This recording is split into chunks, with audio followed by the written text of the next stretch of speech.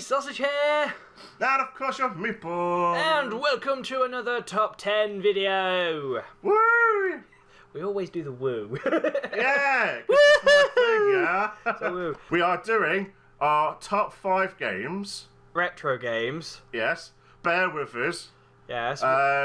We'll explain why. I'll emphasise retro games. You won't see things like Call of Duty in there because they're all modern games. And you will never see Call of Duty. No, not for either of us. if you're ever going to expect us to say Call of Duty is our top games, you're having a laugh. Right, okay, let's just, Right, you may as well sub now. So we'll start off with our... Because basically we're going to split the top 10 in half, 5 each, and... I'll go with my one at number 5, he'll go with his one at number 5, and then we'll continue on from there. Like that, basically. Okay, so let us begin. So for number 5, Meatball's game is... Final Fantasy VII. That's the PS1 run, right? That is for the PS1. Yeah, I never played that. I mean, that has about 4 or 5 discs. Well, back then I'm not surprised because disc space was small, if you know what I mean. You could probably fit all of that on one Blu-ray now. The reason... Yes, reasonings. It was the first RPG I've ever played. It got me into RPGs. Absolutely adore the characters. It's one with Cloud, isn't it? Cloud, Barrett, Sephiroth, 13, as the Sephiroth. baddie. Yeah. I know which one you mean. I've heard a lot about it, even though I've never played it. So fantastic. And I've just heard that they're going to bring it out, re-release it on the PS4. Oh yeah, they're doing. I heard the remake, so it's one I might have a look at if I get it for Christmas. But they're gonna do it in episodes, like Telltale games. Not sure yet. But basically, it's a very iffy subject to do episodic games. Though. Yeah, I think they're doing episodic, whatever the bloody episode games. So Final Fantasy VII. Yes. Final Fantasy VII. There we go. Yeah, just to cut it short. Just to cut it short, it's fine. His 5th one is Final Fantasy VII. My one is F-Zero GX on the GameCube.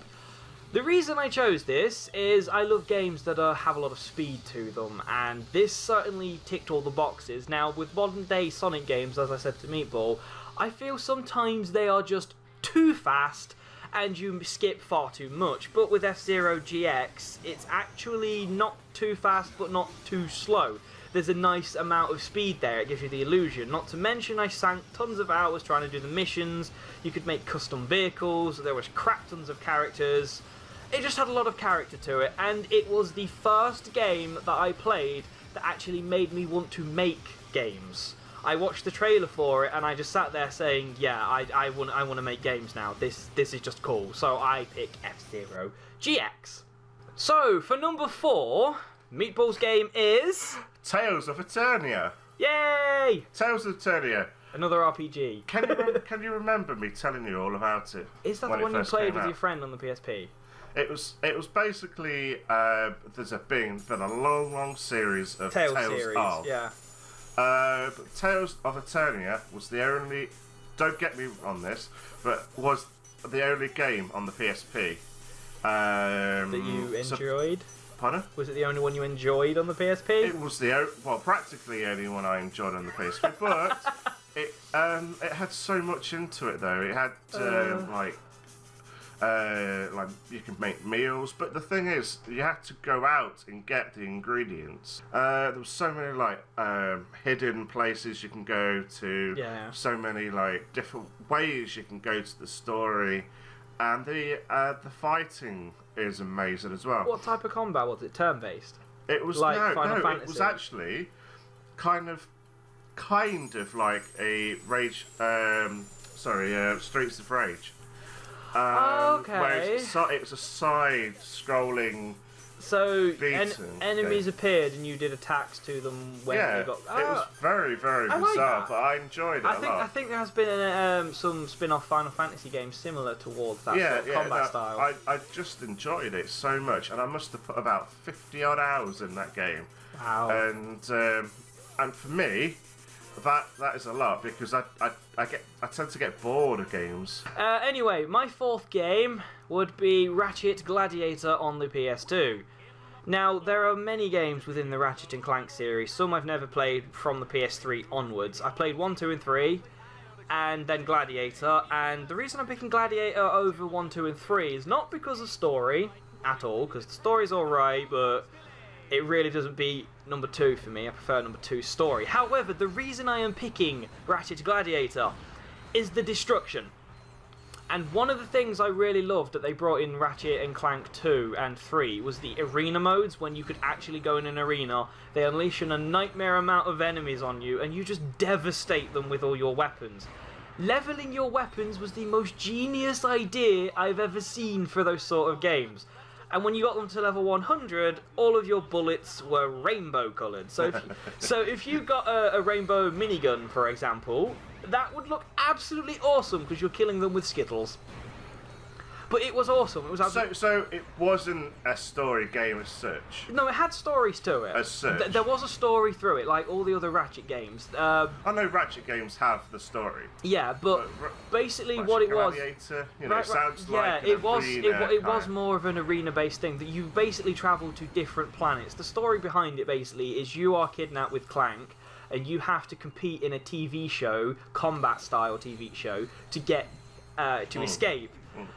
And you have to beat the top 3 gladiators that are there. And I think one of them was Shell Shark, and another one's Eviscerator. I can't remember the other one, but probably because it was too easy to beat.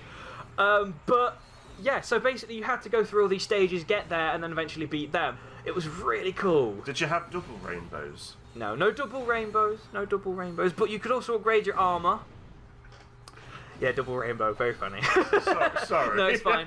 No, but you could upgrade your armor. You could look. Basically, I looked like a badass thing, Lombax, that was just terrorizing everything. It was brilliant. Awesome. Anyway, moving on. So for number 3, Meatball's game would be. Guess what? What? Another RPG. Oh wow! Where's the surprises there? It's Baldur's Gate 2. I don't know if I've played that one. Baldur's Gate 2. I'm sorry, you PC guys. I didn't enjoy the PC version. Was that Dark Alliance, or was that the first one? Dark Alliance, yeah. I played this one. I played this one in the past. I played this. Top down, isn't it? Yeah. Yeah. I like Diablo and... Yeah. Well, I know what you mean. I played this on all of the consoles it's been out. I think it's been out the PS2, the Xbox, and the GameCube. Yep, played the GameCube version. All 3, I sat down. Even though I knew the story, I played it until I completed it. So you finished it on all 3 platforms? On all 3 platforms. Wow, you must love it. It is so amazing. I don't know why I enjoyed it so much. I think it's because you could level up your characters. Yeah. You get different skills at each levels. There was puzzles in there as well. Yeah. But you could play it 2 players as well. You could play it cooperative, so you could complete it together.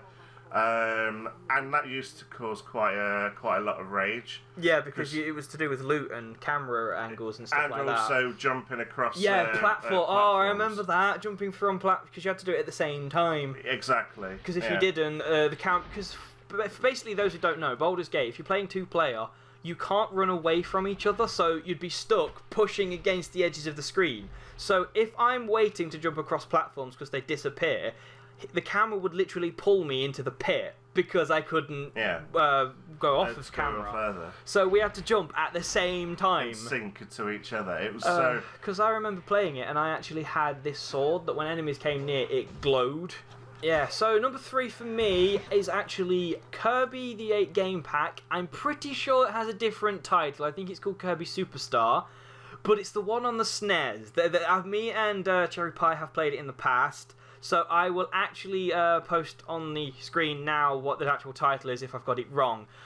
Long story short, me and my sister as a kid were sat there for hours upon hours playing that thing to death, finding every power-up we could possibly find. There was a level in it called... I can't remember what the level was called. It was an Underground Explorers one. And basically, that level itself, you had to collect trophies as you went along. So it's kind of like the first game I played that effectively had achievements. Because you had to go and fetch trophies from different locations. And they were all hidden. So you had to be really careful. You had to physically get them. Yeah, you had to pick them up physically. That's good. So it's kind of like, it's an achievement because you discovered a secret in the game and you got that, and then you could keep going back and seeing what you had and what you missed. The problem was, once you went through it once, you had to redo the whole thing from scratch. Okay. We never got them all. Ever. We never picked all of them up, but it was basically one of the most amazing games because there was, like I said, 8 different games in one cartridge. So it kept us busy for ages, and I believe it was one of the first games that I played that actually saved as well. Wow. So, for a cartridge back then that could actually save, awesome. Was an amazing feat, wasn't it? But yeah, I think it's probably the only Kirby game I've really played, because it was kind of like what I was doing as a kid, but it's really good. It's a platforming type thing with multiple power-ups. So kind of Mario, but with way more power-ups. Right, now we're getting up towards the end. We've got number 2. So for Meatball's second game is... Not an RPG! Not an RPG! Woo! So what is it? It's actually Sensible World of Soccer. Sensible World of Soccer, the football game. Yes, and it's not the one we played on the channel. No, that was just Sensible Soccer. The reason why I like Sensible World of Soccer better, it's because it's got transfers. You can do transfers, you can do wages, you could do training, you could do all sorts of things on it. Yeah. But it's the same game, you know, but it's just amazing. So you know, I must have scored my record probably like 32 goals to 0 in one game. In one game. So what would you say would make it uberly different from Sensible Soccer that you... It's just that, the transfers, and it's a bit more updated, updated, a bit more... So it's basically the same game, but with, like, a patch. Yeah, with transfers. Yeah. It was just amazing. I just loved it. And obviously it suits your humour as well. Just amazing. I mean, you probably just saw from the video, our last video of it, that, you know, that they do not take their team seriously. No, they don't. If you haven't watched that, there will be a link in the description below taking you to that video. It's fairly recent, so you should definitely check it out. It was funny. It was great. I mean, I spent literally my childhood on that game, and it never got bored, and I never got bored of it. No. I've never really been a fan of football games, not even the old ones. I mean, the only really ones I've enjoyed are the ones that aren't serious ones, so might have enjoyed this one if I'd have played it, but like the non-serious ones I've enjoyed are things like Rocket League, the Mario football games that you've... That Marco's Soccer. oh no, that's not a football yeah, but game. Marco's Magic Football, sorry if you don't know what that is, isn't a football game. It's platformer, but it's a boy with a ball as his weapon. So it kind of is, but it kind of isn't. It was a lot of fun, though. Yeah. But that's definitely my So that's your second. number 2. That was so like edging up to number one. My second favourite game, retro game of all time, would have to be The Legend of Zelda Ocarina of Time. This probably comes to no surprises, people, as it was the most popular game for a very long time in the entire world. Even when more modern games came out, it was still the top game out there. And the reason I actually enjoyed it the most out of all the Zeldas so far is not only was it the first ever Zelda game I played, it was the first ever Zelda game I completed, and I also got the family involved. Basically, I was sat there playing it while my mum was reading me a free guide I got from a Nintendo magazine. So I was actually being kind of walked through the actual game as I was playing it. Now, a lot of people these days don't do that sort of thing, but back then it was a lot of fun. So if I got stuck on a puzzle, she'd read out what I'm supposed to do, and I'm like, huh?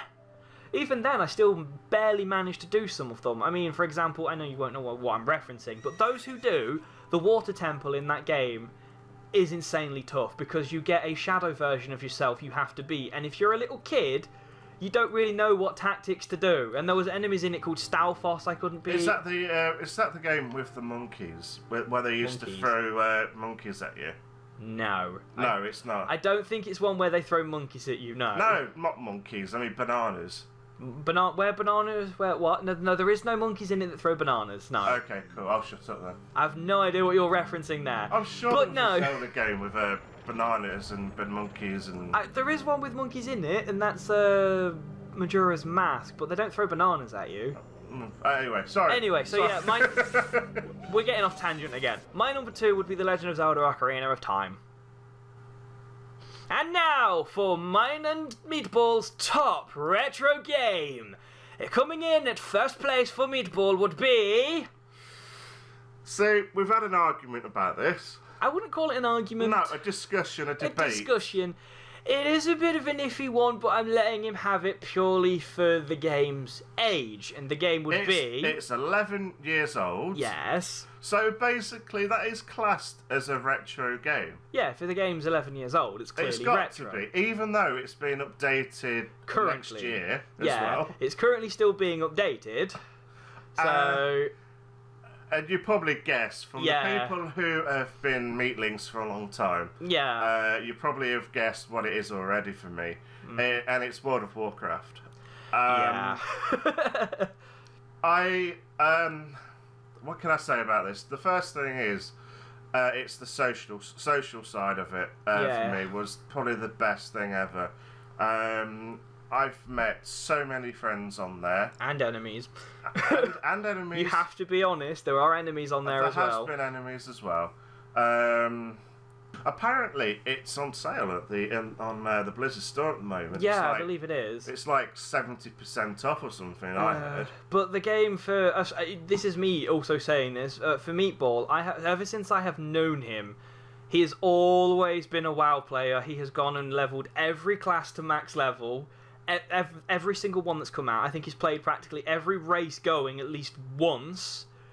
I've even deleted level 90 characters. He's deleted max level characters and stuff and leveled them all the way back up again. Because I didn't like the looks of them. No. I've got figurines. I've got. Oh, it's got countless figurines. I've spent so much money in this game. So many hours. I mean, I've probably clocked up about 1,000 hours. Whoa! No, you've got way more than 1,000 hours into this game. You've been playing it since vanilla. That's got to be way more than 1,000 hours by now. I'd say you're probably close to something like 2,000 hours, at least. That is why it's my favourite game. It's just, it's more like the past memories I have of it. With Molten Core, with, killing Ragnaros, killing I would definitely say that you enjoyed the game from vanilla to Mists of Pandaria the most. Yeah, just amazing. I could go on. This could be an entire video just of him discussing it. Yeah, discussing WoW. So I'll let Sausage carry on. So for my top retro game of all time, would have to be, and a lot of you might already know this that have been regular followers, would definitely have to be Fur Fighters.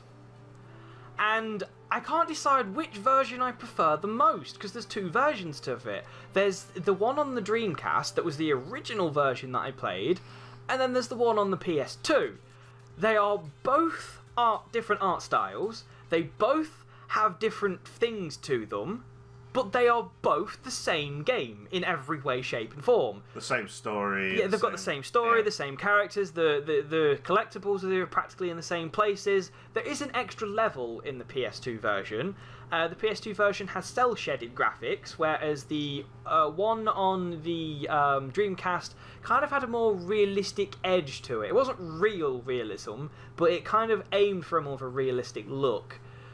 Kind of a cartoony, realistic, but I don't know, it's just literally like you, it's probably the only game in existence I have picked up, played, and can honestly say have finished the most out of any game I've ever played.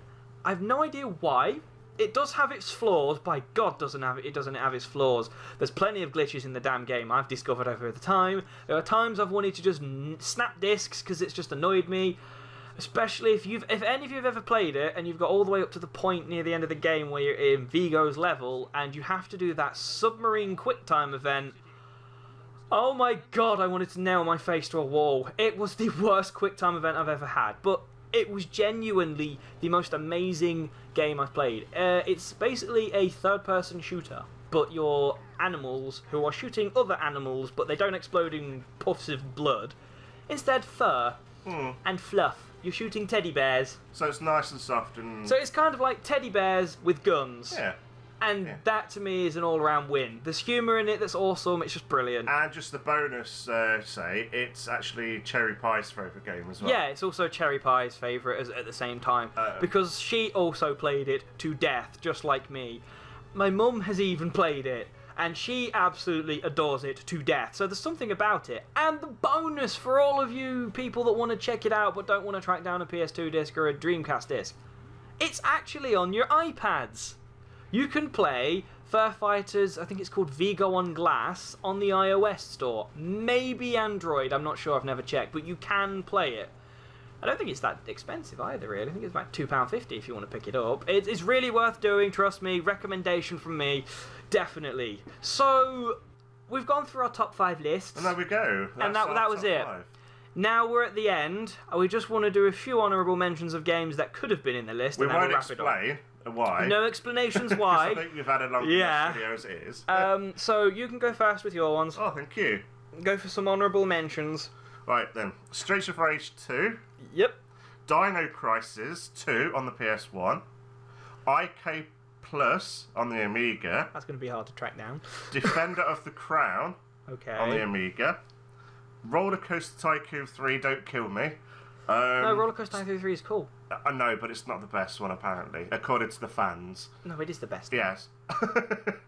School Days. Never heard of it. Look it up. It's on the ZX Spectrum. Okay. Speedball 2. Okay. And Manic Mansion. Manic Mansion. Okay. Honourable mentions for me that could have potentially been on it. My list was 57 games long. I am not going to roll off all 57 games, so I'll just pull out a few. Banjo-Kazooie, Banjo-Tooie, Pokemon Gold, Pokemon Yellow, a few others I want to mention. Gunstar Heroes, Altered Beast, the original Sonic, Super Mario World, GameCube titles, Gotcha Force, Animal Crossing, stuff like that, basically. All of those could have all been potentials for this list, but sadly they didn't make it because there are other reasons. Anyway, thank you for being a patient bunch for watching this video. It's probably the longest one we've ever done for top 10s. Definitely. But I have been Sausage! And I've been Meatball. And this has been our top favourite retro games of all time. Thank you all very much for watching. Take care. And goodbye. And goodbye. Bye. Bye.